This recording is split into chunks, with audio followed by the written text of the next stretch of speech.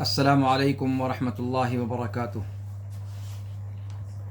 الحمد للہ رب العالمین والصلاة والسلام علی اشرف الانبیاء و امام المرسلین نبینا وقدوتنا محمد بن عبد اللہ الامین وعلی آلہ وصحبہ الغر المیامین ومن تبعہم وتابعیہم بإحسان الی یوم الدین، اما بعد۔ رب اشرح لي صدري ويسر لي امري واحلل عقدة من لساني يفقهوا قولي رب زدني علما سبحانك لا علم لنا الا ما علمتنا انك انت العليم الحكيم۔ مشاہدین کرام اور محترم ناظرین، آپ کا مختصر صورتوں کی تفہیم میں خیر مقدم ہے۔ آج کا درس انشاءاللہ العزیز سورۃ العادیات پر ہوگا۔ اللہ رب العالمین ہمارے لیے اس درس کو مفید بنائے۔ سورۃ العادیات، اس کے بارے میں صرف یہ بات ابھی آپ کے سامنے میں رکھنا چاہوں گا کہ اللہ کے رسول صلی اللہ علیہ وسلم نے فرمایا کہ الخیل فی نواصیہا الخیر الی یوم القیامہ، خیل کی پیشانی سے خیر باندھ دیا گیا قیامت تک کے لیے۔ خیل کہا جاتا ہے گھوڑے کو، گھوڑے کی پیشانی میں خیر ہے قیامت تک کے لیے۔ ابن عبد البر رحمہ اللہ فرماتے ہیں کہ آپ صلی اللہ علیہ وسلم کی اس حدیث میں اس بات کی طرف اشارہ ہے کہ گھوڑا بقیہ سارے چوپایوں میں سب سے افضل ہے۔ ایک مستقل قرآن کی صورت اس کے نام پر رکھی گئی اور اس کے ذریعے رب العالمین نے قسم کھائی۔ ہماری آج کی یہ صورت انسان کی حقیقت کو بیان کر رہی ہے اور اس کی چال کو اور اس کی رفتار کو صحیح سمت دینے کی کوشش کرتی ہے، اور یہ کام ضرب المثل کے ذریعے سے کر رہی ہے، اور ضرب المثل جو بیان کی گئی وہ گھوڑے کی ذات ہے۔ اور یہ صورت کون سی صورت ہے؟ یہی سورۃ العادیات ہے۔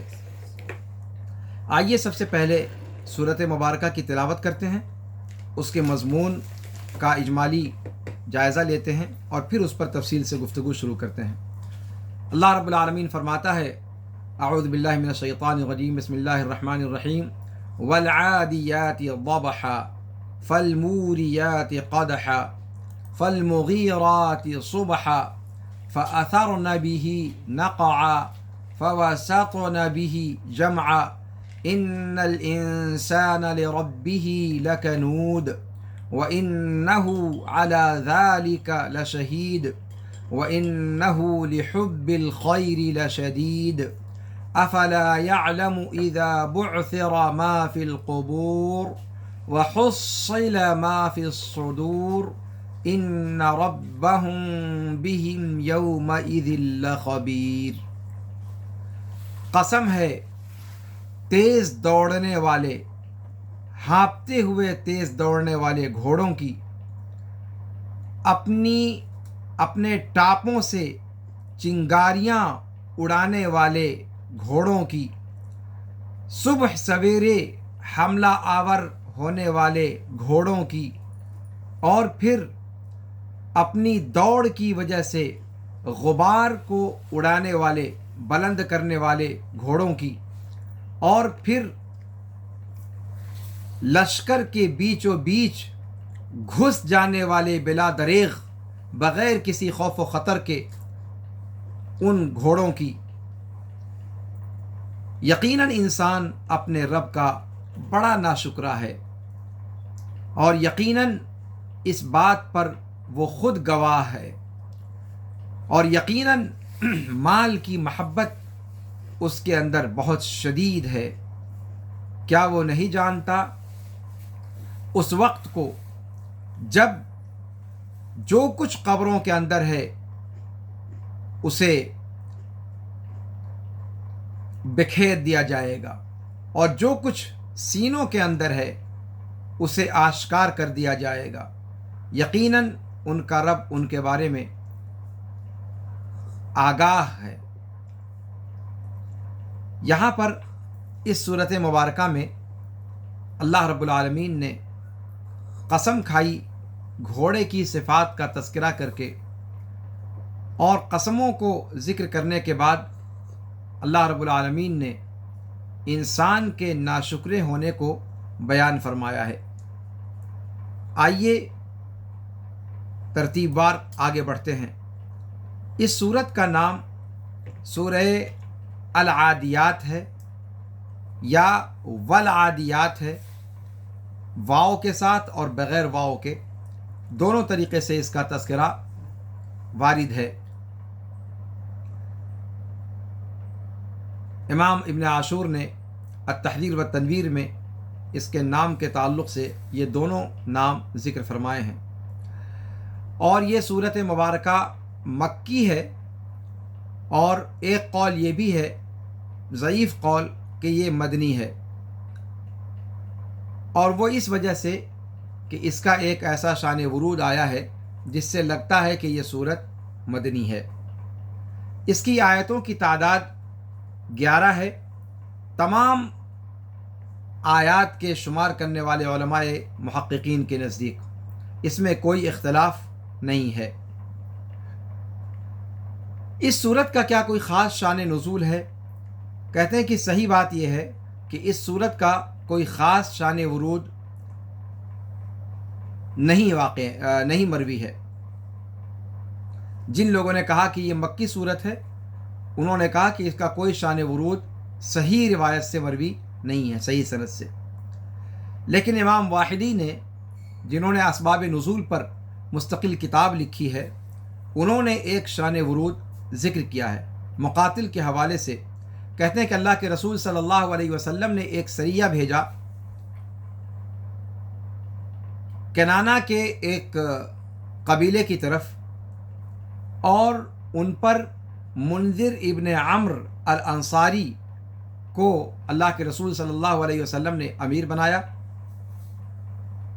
وہ سریہ جانے کو گیا، پر جانے کے بعد اس کے بارے میں کوئی خیر خبر اللہ کے رسول صلی اللہ علیہ وسلم کو نہیں ملی۔ ان کے بارے میں کسی قسم کی کوئی خبر اور ان کے معاملات سے آگاہی آپ صلی اللہ علیہ وسلم کو نہیں ہوئی۔ منافقین نے اس موقع پر کہا کہ سارے کے سارے مار دیے گئے، یعنی اللہ کے رسول صلی اللہ علیہ وسلم اور مسلمانوں کو اذیت دینے کے لیے منافقین نے یہ اڑا دیا کہ ان کی کوئی خیر خبر کہاں سے ملے گی جب وہ سارے کے سارے کام آ گئے، وہ سارے کے سارے مارے گئے۔ تب اللہ رب العالمین نے ان کے بارے میں خبر دی، اور یہ آیات اللہ رب العالمین نے نازل فرمائی کہ والعادیات ضبحا، یعنی ان گھوڑوں کے بارے میں جن گھوڑوں پر سوار ہو کر وہ سریہ گیا تھا۔ یہ شان ورود امام واحدی نے اسباب النزول کے اندر صفحہ نمبر 463 پہ ذکر فرمایا ہے۔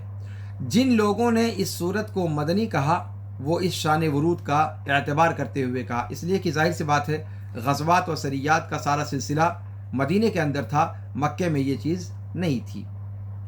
لیکن کہا گیا، جن لوگوں نے کہا کہ یہ صورت مکی ہے، ان کے نزدیک کوئی اس کا شان ورود ثابت نہیں ہے، کوئی سبب نزول ثابت نہیں ہے۔ اس صورت کی فضیلت کیا ہے؟ یہ صورت مفصلات میں سے ہے۔ واصلہ ابن الاسقع رضی اللہ عنہ وارضاہ سے روایت ہے کہ نبی کریم صلی اللہ علیہ وسلم نے فرمایا کہ مجھے تورات کی جگہ پر 7 لمبی صورتیں عطا کی گئیں، السبع الطوال، اور اس پر میں شروع میں گفتگو کر چکا ہوں۔ جب میں نے قصار صور پر گفتگو شروع کرنی تھی تو تمہید کے طور پر جو باتیں آپ کے سامنے بیان کی گئی تھیں اس میں اس کا اشارہ کیا گیا تھا کہ قرآن کی جو پہلی 7 صورتیں ہیں لمبی، ان کو سبع الطوال کہا جاتا ہے، اور اس میں جو اختلاف ہے اخیر میں اس کا بھی میں نے آپ کے سامنے تذکرہ کیا تھا۔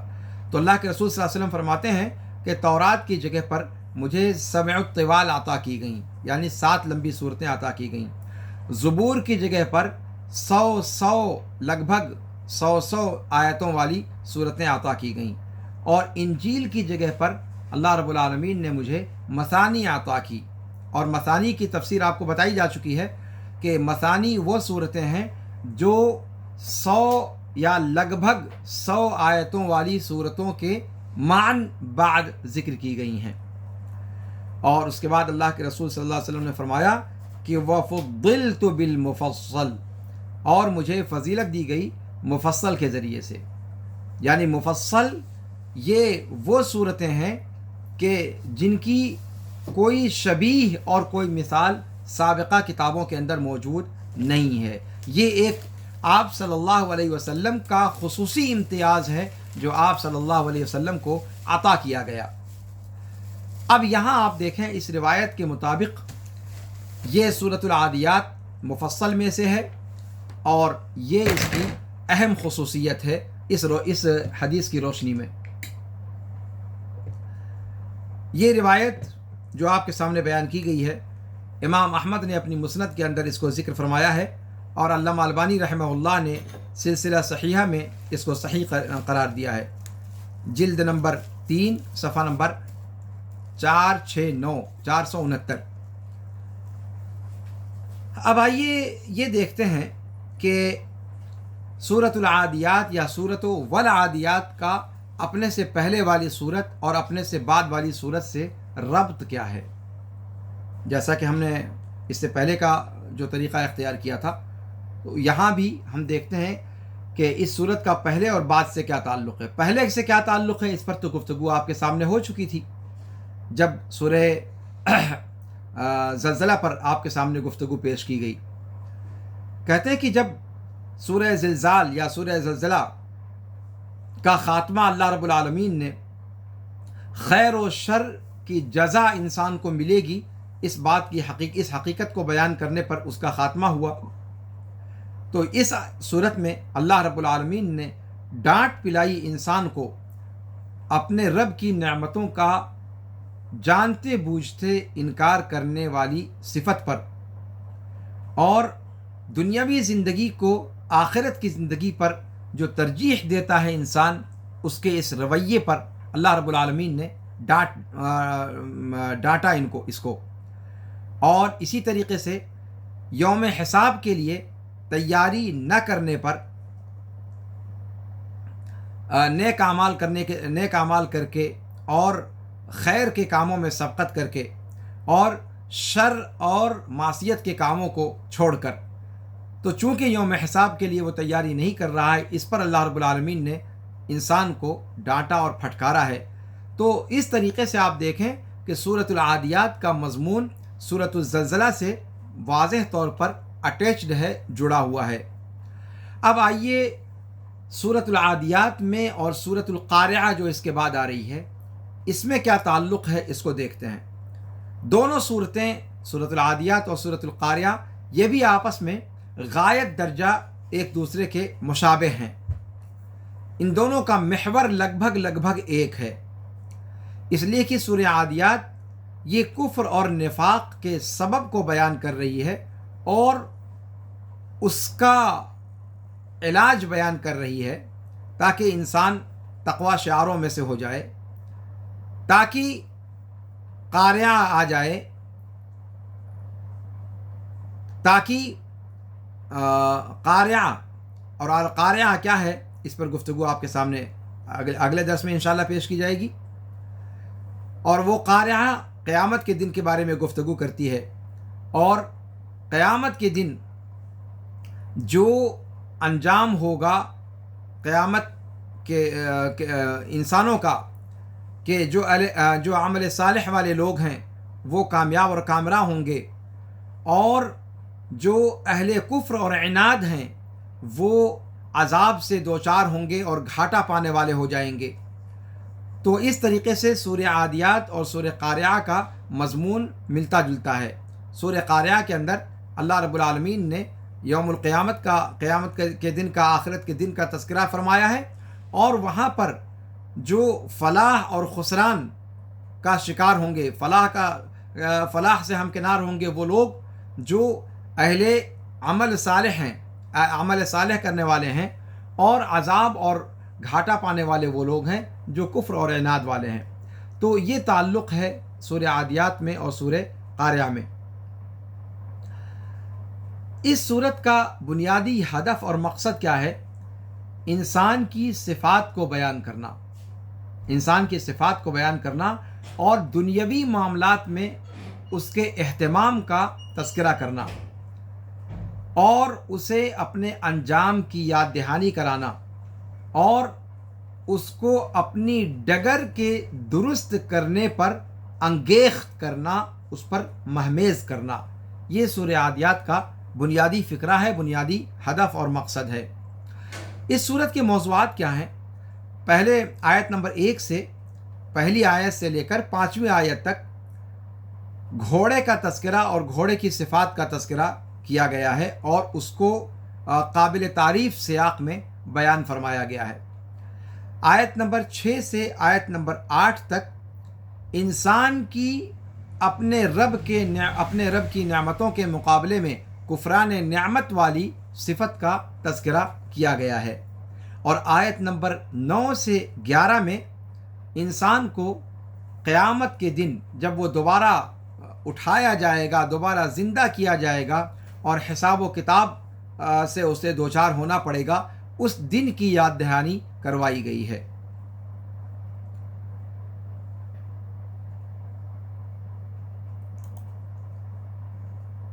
آئیے اب اس سورت کے اندر جو الفاظ ذکر کیے گئے ہیں ان الفاظ کو ذرا سا سمجھنے کی کوشش کرتے ہیں، تاکہ اس کا مضمون پورے طور پر ہمارے ذہن و دماغ میں تازہ ہو جائے۔ پہلی آیت میں رب العالمین نے فرمایا والعادیات ضبحا۔ والعادیات، عادیات یہ الخیل العادیہ کی جمع ہے، یعنی وہ گھوڑے جو کافی تیزی کے ساتھ دوڑنے والے ہیں، اتنی تیزی کے ساتھ دوڑنے والے ہیں کہ ان کی سانس دھوکنی کی طرح چلنے لگتی ہے، تیز رفتار میں دوڑنے کی وجہ سے۔ عد وہ کہا جاتا ہے عربی زبان میں السیر بسرعہ، تیز رفتاری کے ساتھ دوڑ لگانا، اور ضبح کہا جاتا ہے صوت اجوافها اذا عدت، گھوڑے کی تیز رفتاری سے دوڑنے کے وقت میں اس کے پیٹ سے سانس کی جو تیز آواز نکلتی ہے اس کو کہا جاتا ہے ضبح، جس کو ہم اور آپ اردو میں کہتے ہیں کہ دھوکنی کی طرح سانس چلنا۔ تو ضبح یہ تیز چلنے کی جو رفتار سے چلنے کی وجہ سے جو سانس تیز رفتاری سے چلتی ہے اس کو ضبح کہا گیا ہے۔ تو والعادیات ضبحا ترجمہ کیا ہوا؟ قسم ہے ان گھوڑوں کی جو تیز رفتاری سے دوڑ لگاتے ہیں، اتنی تیز رفتاری سے کہ اس تیز رفتاری کی وجہ سے ان کی سانس دھوکنی کی طرح چلنے لگتی ہے، ان کی سانسوں کی آواز سنائی دینے لگتی ہے۔ اس کے بعد اللہ رب العالمین نے فرمایا فالموریات قدحا۔ فالموریات، موریات یہ اورا یوری سے ہے، اور اورا اور یوری اس کا معنی ہوتا ہے شعلہ روشن کرنا، آگ جلانا۔ یہ اصل میں ماخوذ ہے ورزند سے۔ جب پتھر کو آپ پتھر پہ رگڑیے تو اس سے جو شعلہ نکلتا ہے، جو چنگاری نکلتی ہے، اس کو کہا جاتا ہے ورا۔ تو اورا یوری جو استعمال کیا گیا یہاں پر، موریات جس سے کہا گیا، موریتن کی جمع موریات، چونکہ ایک گھوڑا نہیں، سارے گھوڑوں کی صفت بیان کی جا رہی ہے جمع کے طور پر۔ تو کہا فالموریاتی قدحا۔ اور قدحا کسے کہتے ہیں؟ قدحا کہتے ہیں چوٹ مارنا، زور سے قدم کو زمین پر مارنا۔ تو فالموریات قدحا کیا ترجمہ ہوا؟ قسم ہے ان گھوڑوں کی جو تیزی کے ساتھ دوڑنے کی وجہ سے اپنے ٹاپ کو زمین پر اس زور سے مارتے ہیں کہ چنگاریاں اس سے، شرارے اس سے نکلنے لگتے ہیں. یعنی شرارے اڑاتے ہوئے تیز رفتار میں دوڑنے والے گھوڑوں کی قسم کھائی گئی. فالموریاتی قدحا. اور یہ پتھریلی زمین پر جب گھوڑا دوڑتا ہے تیز رفتاری کے ساتھ تو اس کے کھر سے جب پتھر ٹکراتا ہے تو جو چنگاری نکلتی ہے اسی کی طرف اشارہ ہے. فالموریات قدحا. اور یہ سب گھوڑے کی قابل تعریف صفات ہیں، اور وہ صفات ہیں جس پر فخر کیا جاتا ہے اور عرب کے لوگ فخر کرتے تھے. فالموریات قدحا. تو یہ اس آیت کا ترجمہ ہو گیا. اس کے بعد اللہ رب العالمین نے فرمایا فالمغیرات صبحا.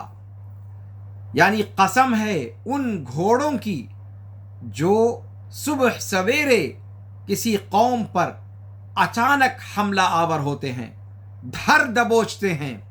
قوم سوئی پڑی رہتی ہے اور ان کے اوپر جا کر ایک افتاد بن کر ٹوٹ پڑتے ہیں.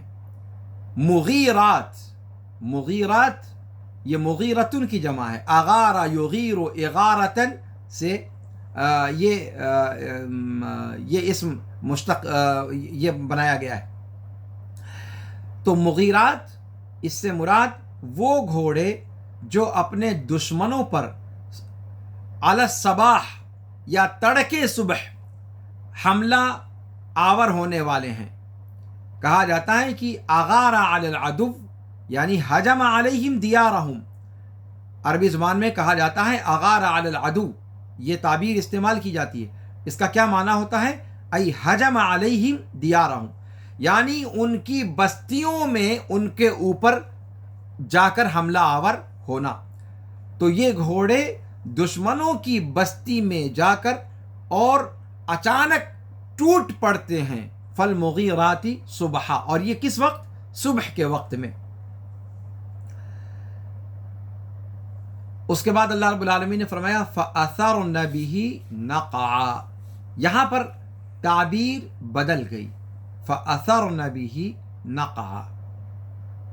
اس سے پہلے اللہ رب العالمین نے جتنی صفات گھوڑے کے لیے استعمال کی ہیں وہ اسم فاعل کی کے صیغے سے ہیں. العادیات، الموریات، المغیرات. لیکن اب اچانک کیا کہا گیا؟ فَأَثَرْنَ بِهِ نَقْعًا. تعبیر بدل گئی. اس پر گفتگو بعد میں ہوگی کہ اس کی حکمت کیا ہے، لیکن پہلے ترجمہ دیکھتے ہیں. فَأَثَرْنَ اثار یثیر اثارةً، اڑانا، ابھارنا. تو اثرن بھی نقعا، اور نقعا کہا جاتا ہے غبار کو.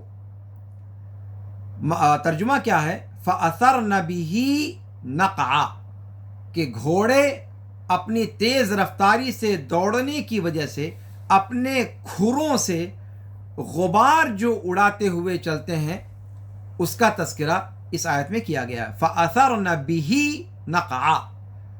اور تیز رفتاری سے دوڑنے کی وجہ سے اپنے کھروں سے جو وہ غبار اڑاتے ہیں اس کا تذکرہ، اس کی اس صفت کو یہاں پر ذکر کیا گیا ہے.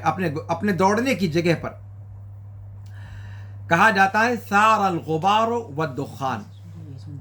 عربی زبان میں یہ تعبیر استعمال کی جاتی ہے کہ غبار اڑا یا دھواں چھا گیا، تو ایسے موقع پر سارا کا لفظ استعمال کیا جاتا ہے.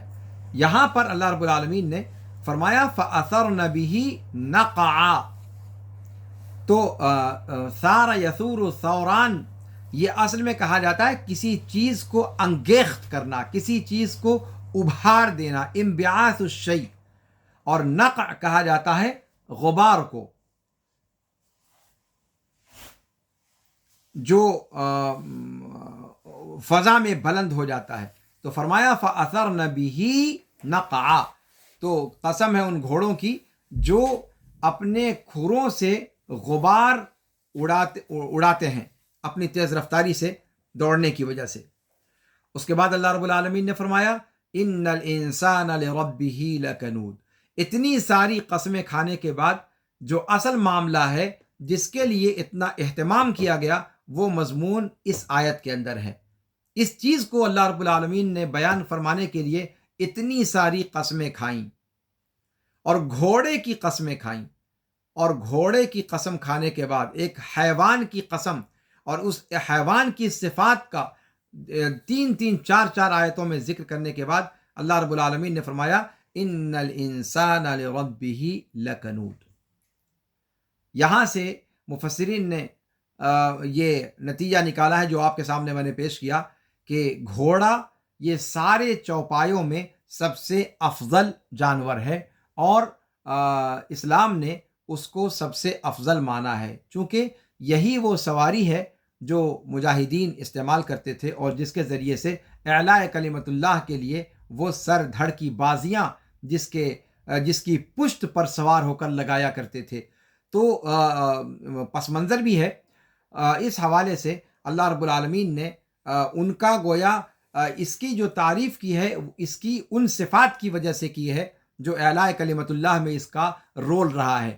اعلاء کلمت اللہ میں جس جانور کا رول ہے اس جانور کی اگر اتنی تعریف اللہ نے کی ہے تو آپ پر اندازہ لگائیے کہ اس کی پشت پر سوار ہو کر کے جو بندہ اعلاء کلمت اللہ کے لیے سر دھڑ کی بازی لگاتا ہوا نکلتا ہے اس کی فضیلت کا عالم کیا ہوگا۔ اگر اس کی سواری کی اتنی فضیلت ہے تو پھر اس سوار کی فضیلت کا عالم کیا ہوگا، یہ اندازہ ہم اور آپ آسانی کے ساتھ لگا سکتے ہیں۔ اس اتنی ساری قسم کھانے کے بعد اللہ رب العالمین نے جس چیز پر قسم کھائی ہے وہ کیا کہ ان الانسان لربہ لکنود، کہ یقینی طور پر اتنی ساری قسموں کو کھانے کے بعد پھر جو یہ جملہ کہا کہ انسان ناشکرا ہے تو سیدھا نہیں کہہ دیا گیا، بلکہ اس کو بھی جملہ اسمیہ استعمال کیا گیا، پھر انا اس پر داخل کیا گیا، پھر لام تاکید کا لایا گیا، کہا گیا ان الانسان لربہ لکنود، یعنی سیدھی بات کہی جا سکتی تھی الانسان کنود، انسان ناشکرا ہے، نہیں، ان الانسان لربہ لکنود۔ تو اتنی زیادہ تاکید کے ساتھ کیوں کہ انسان، حضرت انسان آسانی کے ساتھ اس کو مان کر نہیں دے گا، انسان اس کو نہیں مانے گا، لیکن حقیقت یہی ہے۔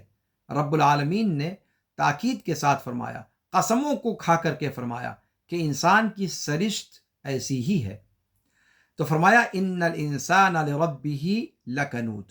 اور کنود کسے کہتے ہیں؟ کنود کا ترجمہ ہم نے کیا کہ کنود بمعنی کفور اور جحود، یہ مشتق ہے کندن نعمتا سے۔ کندن نعمتا کہاں بولا جاتا ہے عربی زبان میں؟ جب یہ مقصود ہوتا ہے کہ کفرہا ولم یشکرہا، جب کوئی بندہ کسی نعمت کا جب کفران نعمت کرے اور اس نعمت کا شکر نہ ادا کرے تو وہاں پر کہا جاتا ہے فلان کند النعمتا، کہ فلاں شخص نے نعمت کی ناشکری کی، یعنی نعمت کا تقاضا یہ تھا کہ انعام اور احسان کا تقاضا یہ ہے کہ احسان کرنے والے کا انسان ممنون ہو، اس کا شکریہ ادا کرے، اس کے سامنے شرمائے، اس کے سامنے بغاوت کا رویہ نہ اختیار کرے۔ آپ اور ہم کسی کو 10 روپے دیتے ہیں تو چاہتے ہیں کہ وہ زندگی بھر آپ کے سامنے سر جھکا کر چلے۔ اگر سر اٹھا کر کے بیچارہ کبھی غلطی سے آپ کے سامنے آ جائے تو آپ کہتے ہیں دیکھو سالے کو، ہمارے سامنے سر اٹھا کر چل رہا ہے، ہمارے پیسے پر پل رہا ہے اور ہمارے سامنے آنکھ اٹھا کر چل رہا ہے۔ کہتے ہیں کہ نہیں کہتے ہیں؟ انسان کی اوقات یہ ہے کہ 10 روپے یا 100 روپے یا 1000 روپے اگر جھولی میں ڈال دیا تو وہ زندگی بھر اس کے تانے مارتا ہے۔ حضرت انسان جو سر سے پیر تک اللہ کی نعمتوں میں ڈوبا ہوا ہے، وَإِن تَعُدُّوا نِعْمَةَ اللَّهِ لَا تُحْصُوهَا، ان نعمتوں کا جس کا کوئی اور ہے نہ کوئی چھور ہے، ان نعمتوں کے دینے والے رب العالمین کے سامنے جو تقاضا ہے کیا انسان اس تقاضے کو پورا کرتا ہے؟ اگر اس تقاضے کو پورا کرتا تو دنیا کے اندر کوئی ایک بندہ بھی مشرک نہ ہوتا. لیکن آپ دیکھ لیں، عام جو مشرک ہیں وہ تو ہے ہی ہیں. قرآن کہتا ہے وما یؤمن اکثرهم باللہ الا وهم مشرکون. جو اللہ پر ایمان رکھنے والے بھی لوگ ہیں، ایمان کے جو مدعیان ہیں، ان میں سے بھی اکثر تعداد ان لوگوں کی ہے جو شرک کرنے والے ہیں. تو جو ایمان ہی نہیں رکھتے، ان کے شرک کا ہم کہاں رونا روئیں. اب بھلا بتائیے، ایسی صورت میں بھی انسان سے بڑا ناشکرا کوئی اور ہو سکتا ہے؟ لیکن نہیں صاحب، انسان کمال ہے. یہ ممکن ہے کیا کہ ایک انسان اس بات کو تسلیم کر لے کہ وہ ناشکرا ہے؟ کبھی نہیں مانے گا. اللہ رب العالمین نے اس چیز کو اتنے موقت انداز میں اسی لیے بیان فرمایا. تو کند کہا جاتا ہے کفران نعمت کو. کند اصل میں عربی زبان میں قطع پر دلالت کرتا ہے. کند کا معنی ہوتا ہے کاٹ کر رکھ دینا.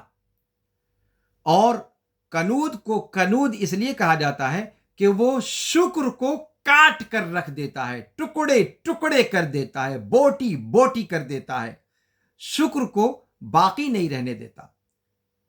نعمت کے مقابلے میں جو شکر ہونا چاہیے، اس شکر کا جنازہ نکال کر رکھ دیتا ہے. اور اسی لیے اس کو کیا کہا گیا؟ کنود. کاٹ کر رکھ دیتا ہے. شکر کے جو نعمت کے جواب میں جو رویہ اس کا ہونا چاہیے، جو روش اس کی ہونی چاہیے، اس روش کو پورے طور پر وہ پامال کر دیتا ہے. اور اسی لیے قرآن نے یہاں پر کنود کی تعبیر استعمال کی ہے. کنود یہ فعول کا صیغہ ہے جو مبالغے پر دلالت کرتا ہے عربی زبان میں.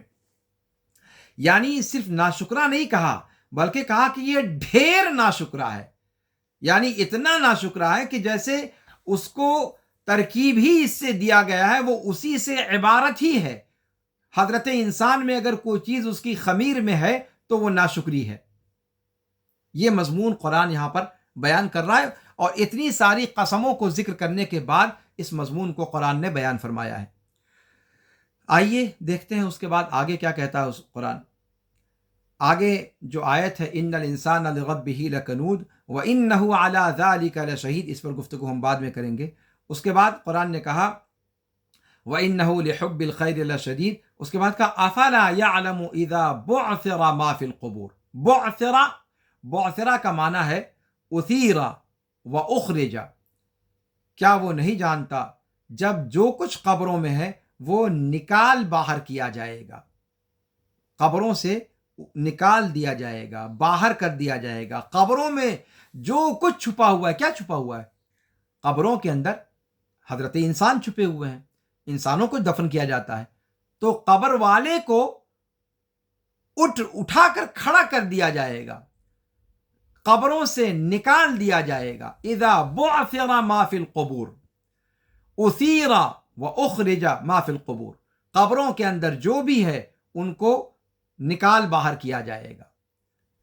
اور بعثرہ عربی زبان میں کہا جاتا ہے قلب الشیء و اثارتہ، کسی چیز کو پلٹ دینا اور اس کو انگیخت کر دینا، اس کے اوپر کے حصے کو نیچے کر دینا اور اس کے نیچے کے حصے کو اوپر کر دینا.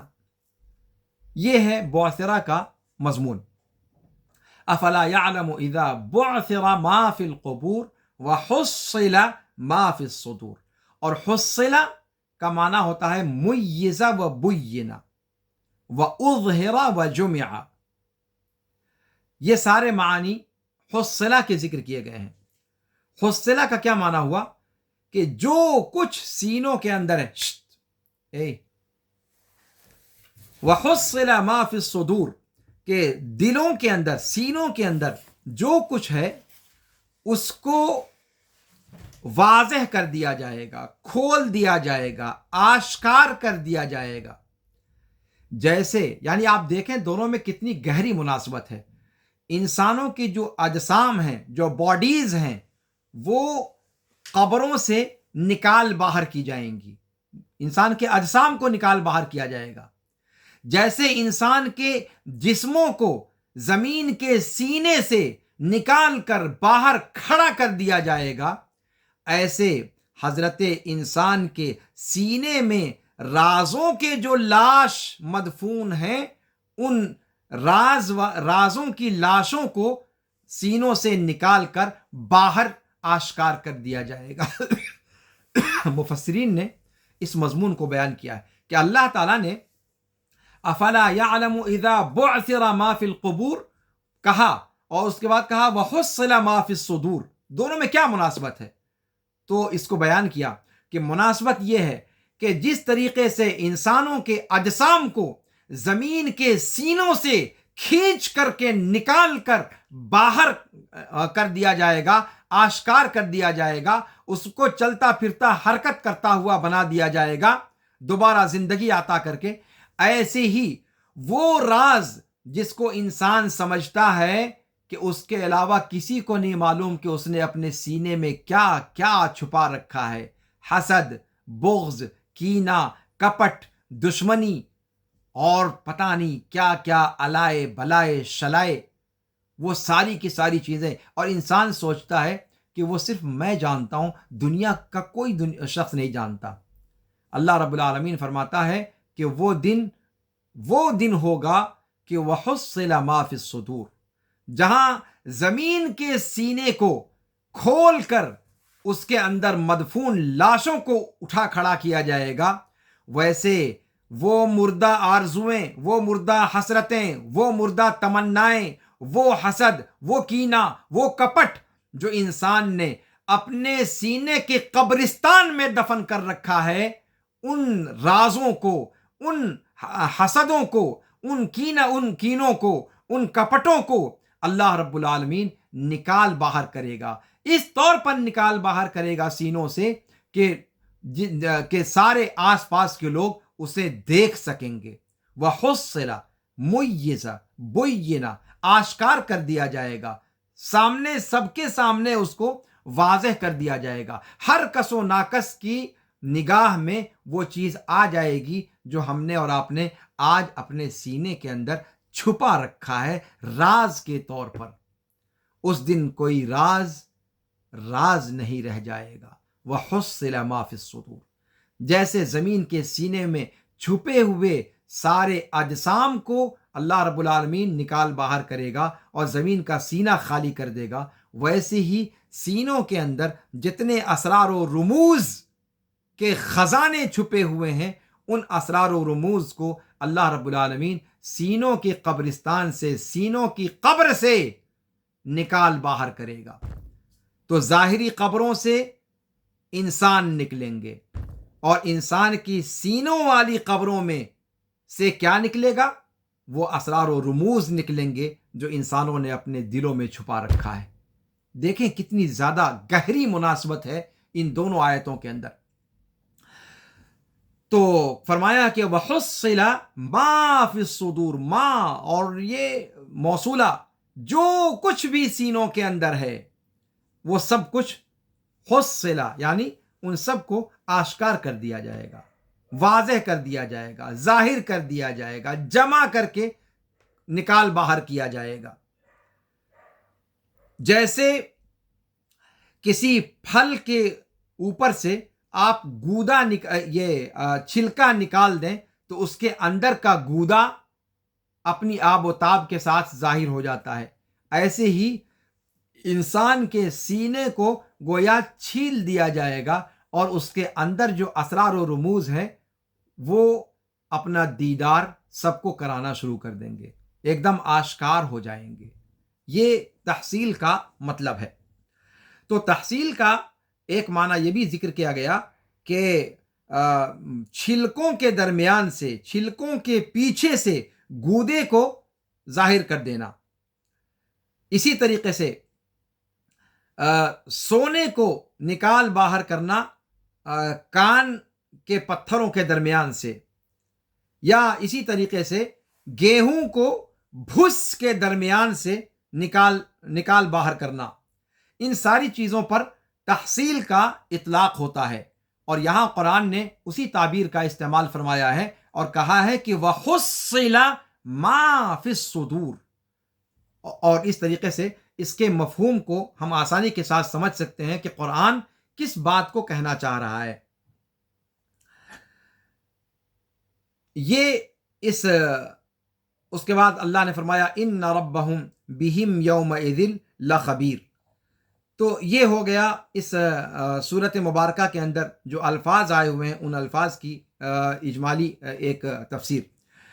اب آئیے اجمالی ایک مضمون عام دیکھتے ہیں اس صورت کا کیا ہے۔ اللہ رب العالمین نے اس مبارک صورت کا آغاز فرمایا ہے ان گھوڑوں کی قسم کھا کر کے جو تیز رفتار ہیں، اور تیز رفتاری کی وجہ سے ان کی سانسوں کی جو آواز ہے ان کے پیٹ میں وہ سنی جا رہی ہے ان کی تیز رفتاری کی وجہ سے۔ اسی طریقے سے وہ گھوڑے جو آگ کی چنگاری یا شرارے اڑاتے ہوئے چلتے ہیں اپنے کھروں سے جب وہ پتھروں سے ٹکراتے ہیں اپنے دوڑنے کے درمیان، اسی طریقے سے وہ گھوڑے جو اپنے دشمنوں پر صبح کے وقت ٹوٹ پڑنے والے ہیں اور غبار اڑانے والے ہیں ان جگہوں پر جہاں وہ حملہ آور ہوتے ہیں۔ یہاں پر ایک بات میں آپ کو ذکر کرنا چاہوں گا کہ فَأَثَرْنَ بِهِ نَقْعَ جو قرآن نے کہا ہے اس میں فعل کی تعبیر قرآن نے استعمال کی ہے۔ اس کے پیچھے راز کیا ہے؟ ایک اس کی حکمت مفسرین نے یہ بیان کی ہے کہ قرآن نے اس سے پہلے کہا وَالْعَادِيَاتِ ضَبْحًا فَالْمُورِيَاتِ قَدْحًا فَالْمُغِيرَاتِ صُبْحًا، سارے جو اسما ہیں، اسما یعنی اسم فاعل استعمال کیا گیا ہے ان ساری جگہوں پر، اور اسم فاعل وہ دوام چاہتا ہے۔ اس کی دلالت کس چیز کی ہوتی ہے؟ استمرار کی ہوتی ہے اور دوام کی ہوتی ہے، یعنی وہ پرماننٹ اس صفت سے متصف ہیں۔ اور وہ صفتیں کیا ہیں؟ العادیات، العدو یعنی تیز رفتار میں دوڑنا، لگاتار دوڑتے چلے جاتے ہیں، اور چنگاریاں اڑانا، یہ تیز رفتاری سے دوڑنے کے درمیان جہاں جہاں پتھروں سے اور کنکریوں سے ٹکراتے ہیں ان کے کھر، وہاں چنگاریاں اڑاتے ہوئے وہ چلتے ہیں۔ فالموریات قدحا فالمغیرات، اور حملہ آور ہونا، یہاں تک حملہ آور یعنی والعادیات ضبحا فالموریات قدحا، یہ راستے کی داستان قرآن بیان کر رہا ہے۔ یہ راستے کی داستان ہے، جب گھوڑے پر سوار ہو کر کے اس کے سوار اس کو دوڑاتے ہوئے نکلتے ہیں دشمنوں کے درمیان پہنچنے کے لیے، تو یہ راستے کی داستان ہے، ٹھیک ہے؟ اور یہ راستہ لمبا ہو سکتا ہے، کبھی کبھی کئی دن کا یہ راستہ ہو سکتا ہے دشمنوں تک پہنچنے کے لیے، اس لیے یہاں پر اسم فاعل استعمال کیا گیا، والعادیات ضبحا فالموریات قدحا۔ اور اگر شاید میں یہاں پر ذکر کر دوں کہ یہ آیتیں اتفاقیہ طور پر شعر کے وزن پر بھی اترتی ہیں، لیکن ظاہر سی بات ہے قرآن شعر نہیں ہے۔ اللہ نے فرمایا وما علمناہ الشعر وما ينبغی لہ، کہ قرآن شعر نہیں ہے، ہم نے اللہ کے رسول کو شعر نہیں سکھایا اور یہ ان کے لیے مناسب بھی نہیں ہے۔ لیکن قرآن کی بعض آیات ہیں جو شعر کے اوزان پر آئی ہیں، لیکن وہ شعر کیوں نہیں ہے؟ اس لیے کہ ان کو شعر کی نیت سے کہا نہیں گیا۔ اب جیسے کل پرسوں آپ کے سامنے الم نشرح لک صدرک، وہ بھی ایک شعری وزن پر ہے، لیکن وہ شعر نہیں کہا جائے گا، اس لیے کہ مقصود اس کا نظم کرنا نہیں تھا، شعر کہنا نہیں تھا، جبکہ شعر بنانے والا شعر کی نیت سے شعر کہتا ہے، اور یہ تعریف قرآن کے ان موزون جملوں پر فٹ نہیں بیٹھتی، اس لیے ان کو شعر نہیں کہا جائے گا۔ لیکن یہ آیتیں بھی ایک وزن پر ہیں، لیکن یہ وزن پر ہونے کے باوجود اس کو شعر نہیں کہا جائے گا، اس چیز کو ذہن میں رکھیں۔ تو یہ کہہ رہا تھا میں کہ والعادیات ضبحا فالموریات قدحا فالمغیرات صبحا، یہ تینوں جو صفتیں ہیں یہ لگاتار راستے کے درمیان، سفر کے درمیان جو یہ بڑھتے رہتے ہیں دشمنوں کی طرف، اس کی صفت بیان کی گئی ہے۔ آخری صفت جو ہے فالمغیرات صبحا، صبح تڑکے، صبح سویرے دشمنوں پر حملہ آور ہوتے ہیں۔ اب حملہ آور جب ہو گئے تب وہ لگاتار دوڑنے والا اور چنگاریاں اڑانے والا، اب وہ مرحلہ ختم ہو گیا، اس لیے کہ اب دشمن پر ٹوٹ پڑے ہیں، اور جب دشمن پر ٹوٹ پڑے ہیں تب دوڑنا ختم ہو گیا، تب چنگاریاں اڑانا ختم ہو گیا، اس لیے کہ مارکے کی جگہ پر پہنچ چکے ہیں، میدان کارزار میں پہنچ چکے ہیں، اور میدان کارزار میں پہنچنے کے بعد اب لڑائی شروع ہو گئی ہے، اب مارکا شروع ہو چکا ہے۔ اب یہاں وہ آزادی کے ساتھ دوڑنے اور چنگاریاں اڑانے والا معاملہ نہیں ہے۔ اس کا مطلب مارکے کارزار میں پہنچ کر وہ تھم جاتے ہیں، اور اس کے بعد پھر کام شروع ہوتا ہے، اس پر جو سوار ہے وہ اپنا کام شروع کرتا ہے دشمنوں کو نپٹانے کا۔ اور ایسی صورت میں جب وہ مارکے کارزار میں پہنچ کر تھم جاتے ہیں، غبار تب اڑتا ہے، غبار تب اڑتا ہے جب وہ آ کر تھم جاتے ہیں۔ تو اچانک دوڑتے ہوئے آ کر جب جس جگہ پر ٹھہریں گے، جس جگہ پر رکیں گے، وہاں پر غبار کا ایک طوفان یا غبار کا ایک پورا بادل اٹھتا ہے، اور پھر مارکے کے اندر جو آگے پیچھے دائیں بائیں جو حملہ آور ہوتے ہیں اس سے غبار اڑتا ہے۔ اور پھر وہاں پر اسی لیے غبار کا ذکر بالکل مارکہ کارزار میں پہنچنے کے بعد قرآن نے کیا ہے۔ پہلے کہا فالمغیرات صبح، اب جب اغارہ ہو گیا، جب حملہ ہو گیا، اس کے بعد قرآن نے کہا ہے کہ فَأَثَرْنَ بِهِ نَقْعًا۔ اپنے اغارہ کے بعد فا تعقیب کے لیے آتا ہے اور فور کے لیے آتا ہے عربی زبان میں۔ تو اب یہاں پر جب حملہ آور ہو گئے، اب مارکہ کارزار میں آگے پیچھے دائیں بائیں کھسکتے ہوئے جب وہ اس پر سوار شخص جو ہے وہ دشمنوں کو نپٹا رہا ہوتا ہے، اس وقت غبار اڑتا ہے، اور غبار وہ پوری کی پوری فضا کو غبار آلود کر دیتا ہے۔ اور اسی لیے عربی زبان میں جو ڈھیر سارے الفاظ بولے جاتے ہیں جنگ کے میدان کے لیے، اس میں وغا بھی ہے، اور ایسے بھی الفاظ ہیں جس سے پتہ چلتا ہے کہ مارکہ کارزار بہت سارے شعراء نے اس کو نظم کیا ہے کہ مطلب اگر نصف النہار پر ہو اگر سورج، اس وقت بھی جب گھمسان کا رن پڑتا ہے مارکہ کارزار میں، تو دوپہر کا وقت بھی ایسا محسوس ہوتا ہے کہ جیسے 12 بجے رات کا منظر ہو جاتا ہے۔ اور کیوں ایسی تاریکی چھاتی ہے؟ اس لیے کہ جب گھمسان کا رن پڑتا ہے، جب دونوں طرف سے کشتوں کے پشتے لگنا شروع ہوتے ہیں، اور جب لڑائی اپنے شباب پر آتی ہے، تو پھر وہ غبار اڑتا ہے، اور پورے میدان کو، مارکہ کارزار کو، وہ غبار اپنی آغوش میں لے لیتا ہے، اور پورا بادل ایک چھا جاتا ہے غبار کا میدان کارزار میں۔ تو غبار کی جگہ مارکا ہے جہاں پر مارکہ قتال گرم ہوتا ہے۔ یہاں پر قرآن نے اثر نبی نقع کا ذکر کیا ہے، اور اسی لیے تعبیر کے اندر بھی فرق ہے۔ جہاں موریات کہا، عادیات کہا، مغیرات کہا، یہاں پر قرآن نے تعبیر کو بھی بدل دیا، چونکہ وہ ایک جگہ پر ٹھہر کر کے اور پھر وہاں پر غبار اس سے اڑتا ہے، اور کسی حادثے کی وجہ سے، حدث کی وجہ سے، تو یہاں پر حدث کے مضمون کو اولویت دی گئی اور کہا گیا فَأَثَرْنَ بِهِ نَقْعًا۔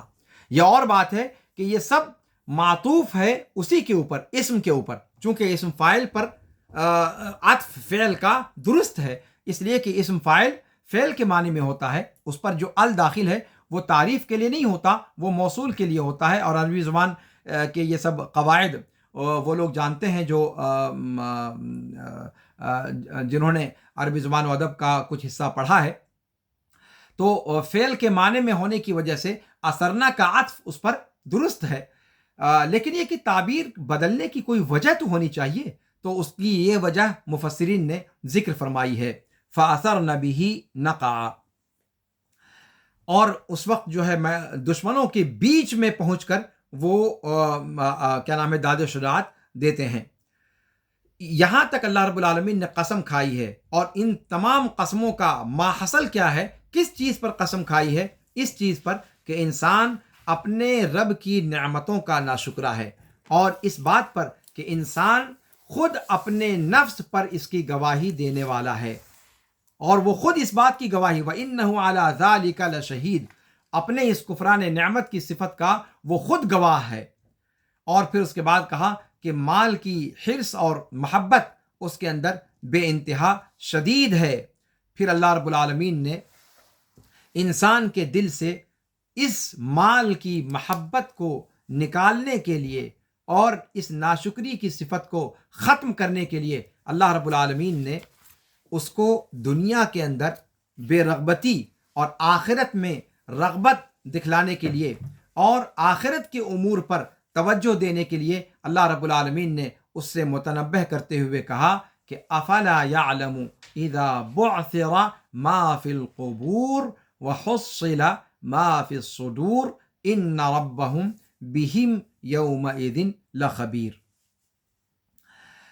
اللہ رب العالمین نے انسان کو دنیا کے اندر زہد اختیار کرنے کی تلقین کرتے ہوئے اور آخرت میں رغبت ظاہر کرنے کی ترغیب دیتے ہوئے اور اس بات پر تنبیہ کرتے ہوئے کہ انسان کا جو اگلا مرحلہ، اگلا اسٹیج آ رہا ہے، اگلا اسٹیپ جو اس کا ہے آخرت کی زندگی کا، وہ نہایت درجہ پرخطر ہے، اور انسان کو چاہیے کہ اس لیے وہ اپنا انجام کار کو سوچے۔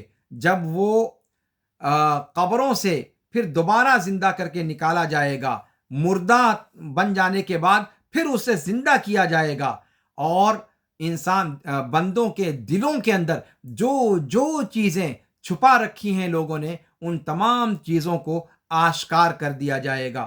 یقیناً ان کا رب ان کے بارے میں قیامت کے دن پوری طرح سے آگاہ ہوگا، اور آگاہ ہوگا تو کیا اللہ تعالیٰ یہی بتلانا چاہتا ہے کہ آگاہ ہوگا؟ نہیں صاحب، جب آگاہ ہوگا تو پھر اس آگاہی کا نتیجہ یہ ہوگا کہ جس چیز سے آگاہ ہے اس چیز کا وہ پورا بدلہ بھی دے گا، اور جب ہمیں بدلہ ملنے والا ہے تو پھر ہماری اس وقت ہی ہمارے ہوش ٹھکانے لگ جانے چاہیے، اور ہوش کے ناخن لے کر اپنے انجام کار کو سوچ کر اپنی عاقبت کو بنانے کی فکر کرنی چاہیے۔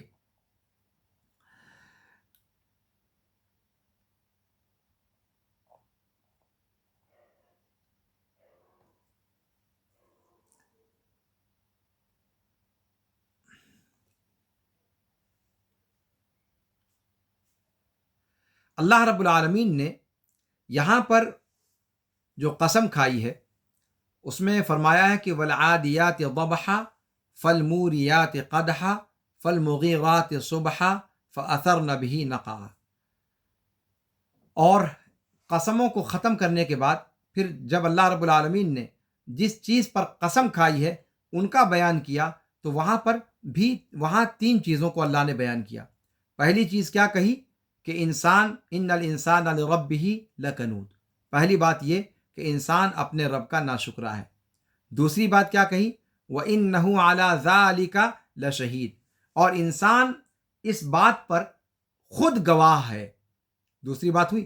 تیسری بات یہ کہی وَإِنَّهُ لِحُبِّ الْخَيْرِ لَشَدِيدٌ، کہ انسان مال کی دولت، مال کی محبت اور مال کا حرص اس کے اندر غایت درجہ ہے۔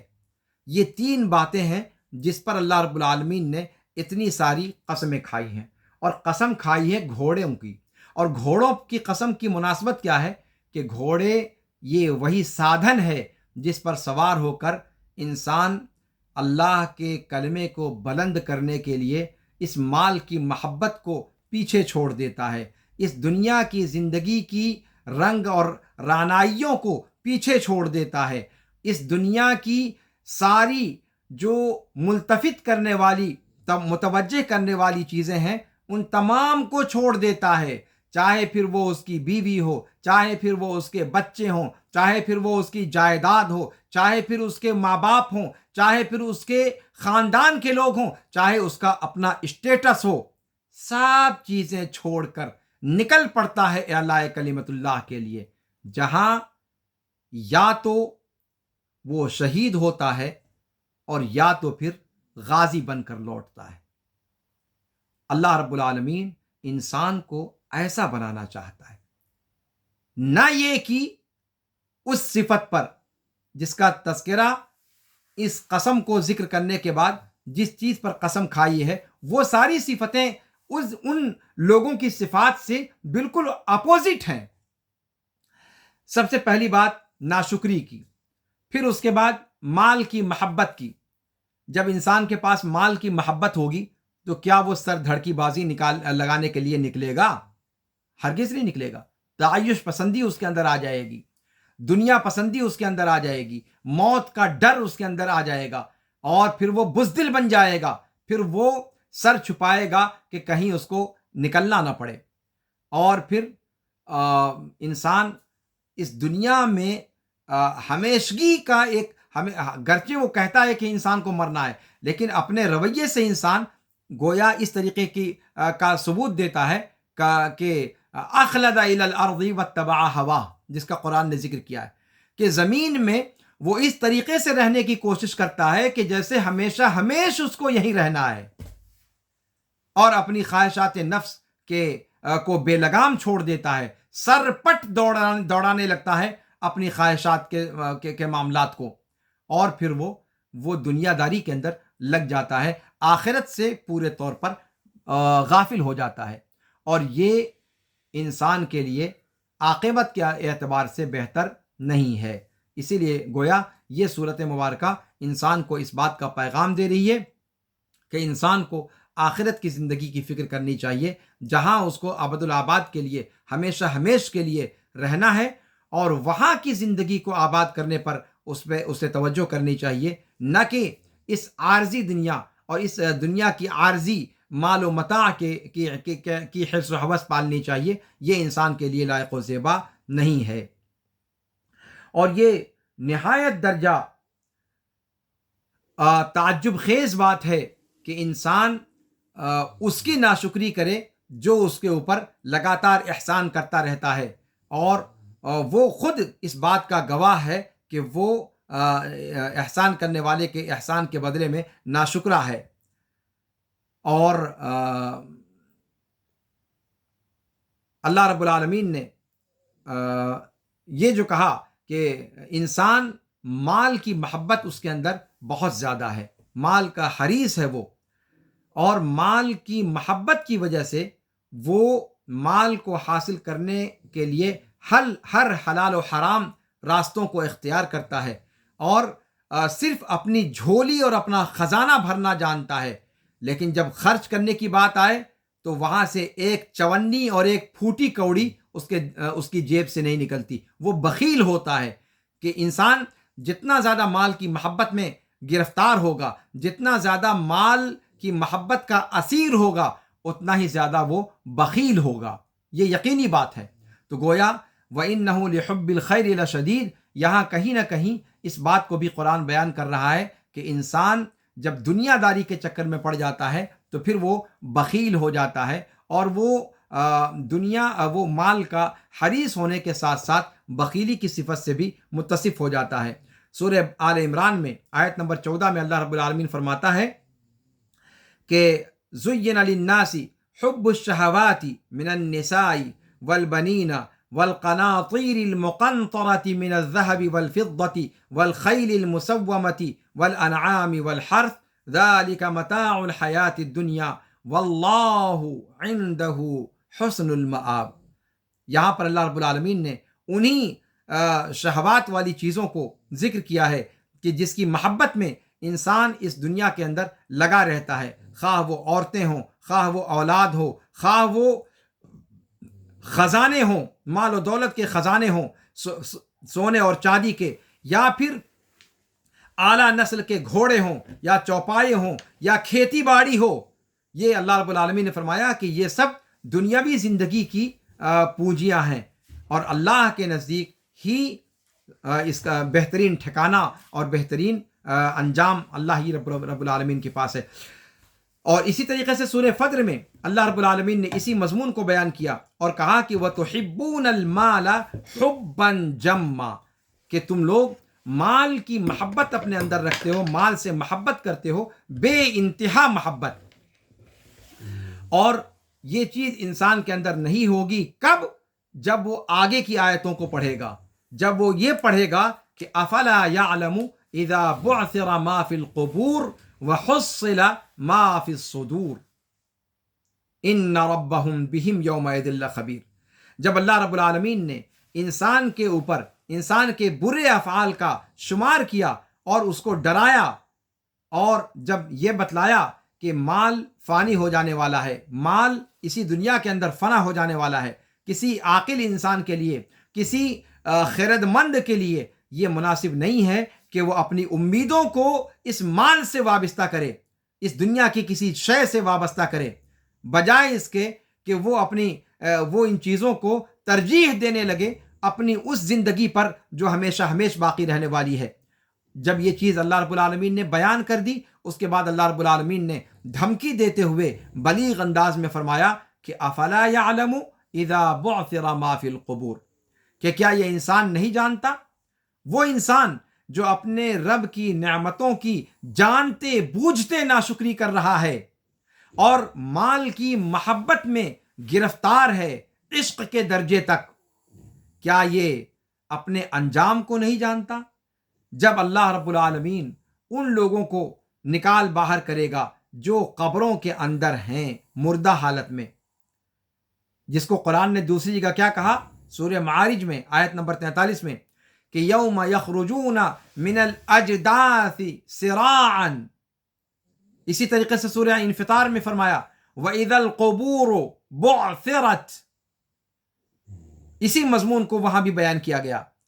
اور اللہ رب العالمین نے اس تحدید کو جاری رکھتے ہوئے پھر آگے فرمایا وَحُصِّلَ مَا فِي الصُّدُورِ، کہ اللہ رب العالمین مرنے کے بعد ایک تو مر کھپ کر کے تم ختم ہو جاؤ گے، ایسا معاملہ نہیں ہے، پھر اس کے بعد دوبارہ زندہ کیے جاؤ گے، اور دوبارہ زندہ کیے جانے کے بعد بھی معاملہ اتنے ہی پر نہیں رک جائے گا، بلکہ سینوں کے اندر جو چیزیں تم نے چھپا رکھی ہیں، اللہ رب العالمین ان بندوں کے دلوں کے اندر جو چیزیں ہیں ان تمام چیزوں کو آشکار کر دے گا، خواہ وہ ایمان ہو یا کفر ہو یا خیر ہو یا شر ہو۔ سورہ طارق میں آیت نمبر 9 میں اللہ رب العالمین نے اسی مضمون کو بیان کرتے ہوئے کہا یوم تبلی السرائر، یوم تبلی السرائر۔ اس کے بعد اللہ رب العالمین نے فرمایا ان ربہم بہم یومئذ لخبیر، یعنی لوگوں کا رب قیامت کے دن لوگوں کے بارے میں پورے طور پر باخبر ہوگا، ان پر مطلع ہوگا، ان کی باطنی چیزوں کو، ان کے سارے رازوں پر آگاہ ہوگا، اس پر بندوں کے معاملات میں سے کوئی چیز پوشیدہ نہ ہوگی، اور جب پوشیدہ نہ ہوگی تو کیا وہ ایسے ہی چھوڑ دے گا؟ کہا کہ نہیں صاحب، وَسَيُجَازِيهِمْ بِمَا يَسْتَحِقُونَ، جن جیسے بدلے کے مستحق ہوں گے ویسا ان کے کرتوتوں کے اعتبار سے، ان کی چھپائی ہوئی چیزوں کے اعتبار سے اللہ رب العالمین انہیں بدلہ دے گا۔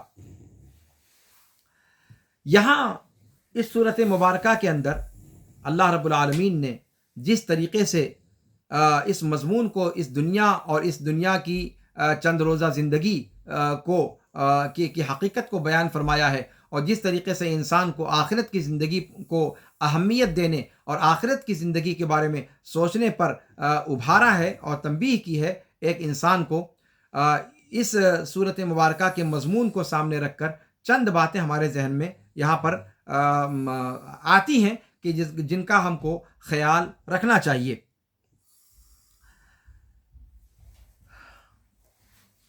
انسان کے بارے میں اللہ رب العالمین نے کہا کہ انسان ناشکرا ہے، انسان ناشکرا ہے۔ اب انسان یہ ناشکری کبھی اپنی گفتگو کے ذریعے سے کر بیٹھتا ہے، کبھی اپنے کسی عمل کے ذریعے سے کر بیٹھتا ہے، کبھی جانتے بوجھتے ہوئے کر بیٹھتا ہے، اور کبھی غفلت کی وجہ سے کر بیٹھتا ہے۔ اب مثال کے طور پر اللہ رب العالمین کے ساتھ جو شرک کرتا ہے، اللہ رب العالمین کے ساتھ جو شرک کرتا ہے، اب اس سے بڑی ناشکری کیا ہوگی؟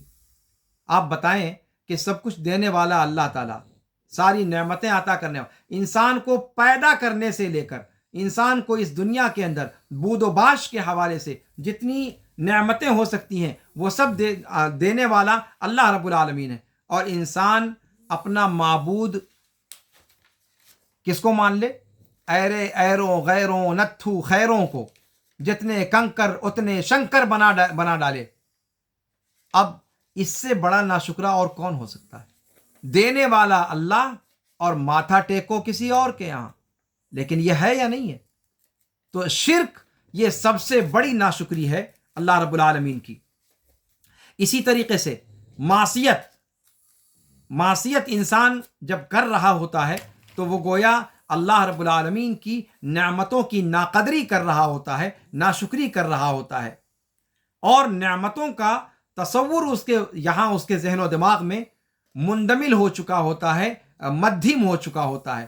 ورنہ اگر انسان اللہ رب العالمین کی نعمتوں کو اپنے ذہن میں مستحضر رکھے تو کبھی اس سے معصیت کا کام سرزد نہ ہو، گناہ کا کام اس سے سرزد نہ ہو، اس لیے کہ اس کے ذہن میں یہ چیز تازہ ہوگی کہ جو نعمتیں اللہ نے عطا کی ہیں، چاہے وہ طاقت ہو، وہ قوت و طاقت جس نعمت کا شکر ادا کرنے کے بجائے آپ اس کو ظلم کرنے کے لیے استعمال کر رہے ہیں، وہ ہاتھ جس میں قوت اللہ نے اس لیے دی ہے کہ آپ اس کو حق کے راستے میں استعمال کریں، اور آپ کسی کی زمین غصب کر رہے ہیں، کسی کو مار پیٹ رہے ہیں، کسی کو جبرن کسی کے حق کو چھین رہے ہیں، یہاں پر آپ اللہ رب العالمین کی دی ہوئی قوت کا جو ناجائز استعمال کر رہے ہیں، یہ بھی اللہ رب العالمین کی نعمت کی ناشکری ہے۔ اور یہ ناشکری انسان کیوں کر رہا ہے؟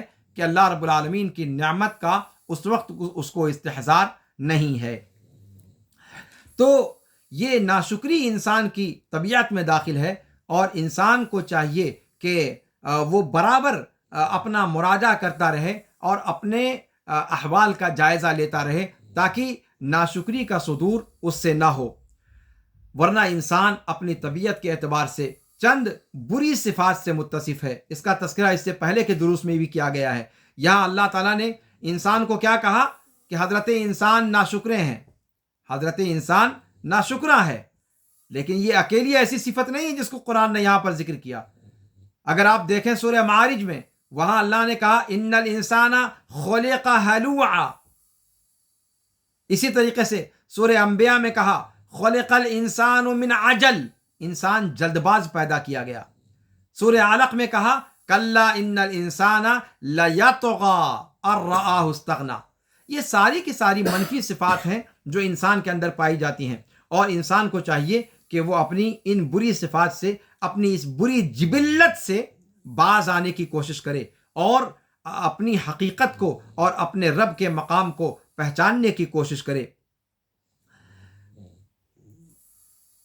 اور جہاں اللہ نے فرمایا کہ انسان کے اندر مال کی محبت بہت شدید ہے، گویا اس کو اللہ رب العالمین نے منفی سیاق میں کہا ہے، یعنی ایسا ہونا نہیں چاہیے، بلکہ انسان کو یہ چاہیے کہ وہ زاہدانہ زندگی کو پسند کرے۔ مال کا حریص ایک مومن نہیں ہو سکتا۔ مال کمانے سے روکا نہیں گیا، لیکن انسان مال کے پیچھے اس درجہ پڑ جائے کہ گویا مال کو اپنا معبود سمجھ لے، اپنا ماں باپ سمجھ لے، اسی کے لیے ہر حرام کو حلال اور ہر حلال کو حرام کرنے لگے، اس سے روکا گیا ہے، اور یہ چیز کسی طور پر جائز نہیں ہے۔ گویا اس آیت کے اندر انسان کو زہد پر اور قناعت پسندی پر ابھارا گیا ہے۔ اور پھر اس کے بعد آخر کی جو 2 آیتیں ہیں اس میں انسان کے انجام کار کو بتایا گیا ہے، اور انجام کار اور آخرت کے اندر جو اس کے حساب کتاب کا معاملہ ہے اس کی یاد دہانی کر کے اس دنیا میں اس کی ایکٹیویٹیز کو ایک کنٹرول دینے کی کوشش کی گئی ہے۔ تو یہ اس صورت مبارکہ کے اہم مضامین تھے جو میں نے آپ کے سامنے بیان کیے۔ اس کے اندر کہنے کو اور بھی بہت کچھ ہے، لیکن وقت کی تنگ دامانی کو دیکھتے ہوئے مجھے لگتا ہے کہ جتنی ضروری چیزیں تھیں وہ میں نے آپ کی خدمت میں پیش کرنے کی کوشش کی۔ اللہ رب العالمین سے دعا ہے کہ اللہ رب العالمین ہمیں قرآن کریم کے مضامین کو سمجھنے اور ان کے مطابق اپنی عملی زندگی کو درست کرنے کی توفیق عطا فرمائے۔ اللہ رب العالمین اس ماہ مبارک کو ہمارے لیے مبارک بنائے، ہمارے گناہوں کی بخشش کا ذریعہ بنا دے۔ اللہ رب العالمین اس ماہ مبارک میں ہم سب کو اپنی رحمت میں ڈھانپ لے۔ اللہ رب العالمین ہمارے سابقہ گناہوں کو بخش دے اور ہماری ساری غلطیوں سے درگزر فرمائے، اور مستقبل میں بھی اللہ رب العالمین ہمیں اپنی توفیق سے نوازتا رہے اور اپنی رضامندی کے کام لیتا رہے، جب تک ہمیں زندہ رکھے، اپنی رضامندی میں زندہ رکھے، اور جب ہمارا خاتمہ ہو تو خاتمہ بالخیر ہو۔ ھذا وصلی اللہ وسلم علی نبینا محمد وعلی آلہ وصحبہ اجمعین۔ سبحانک اللہم وبحمدک، اشہد ان لا الہ الا انت، استغفرک واتوب الیک۔ والسلام علیکم ورحمۃ اللہ تعالی وبرکاتہ۔